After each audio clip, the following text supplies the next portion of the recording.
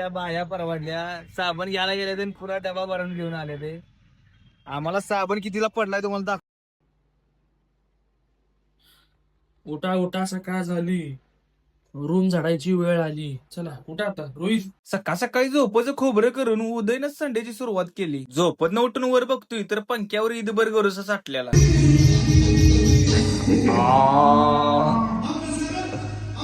उद्यानं रोयाला खांद्यावर घेऊन पहिला पंखा साफ करून घेतला. तेरा तो गेम बजाना पडेगा. पंखा फास्ट फिरतेला बघून उद्याला आज खूप आनंद झाला.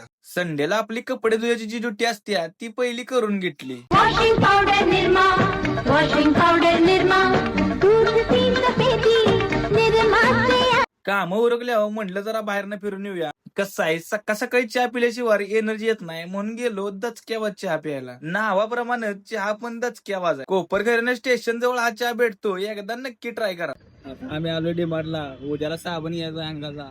दादा गोंडकेची चड्डी एकच घेऊया आपण, काही 2 महिने काही टाकणार नाही कचरा. बरोबर. मोठं मोठं घेऊया. मग जरा डस्टबिनची ट्रायल केली. डिमार्ट मधली खेळणी बघितली आहोत, त्याच्यावर खेळण्याची वरा आपण राहत नाही. आणि आपल्यासारखीच बरीच पोरं इथं उभा राहून खेळणी बघत होती. कारण लहानपणी आपल्याला रडून रडून यात्रेत कधीतरी एखादा ट्रॅक्टर भेटायचा. डिमार्ट मध्ये फक्त एक साबण घ्यायला गेलेलो आणि ह्यांनी किती सामान घेतले बघा. त्या बाया परवडल्या. साबण घ्यायला गेले ते पुरा डबा भरून घेऊन आले ते. आम्हाला साबण कितीला पडलाय तुम्हाला दाखवतो. 1182 रुपयाला आम्हाला साबण पडलाय.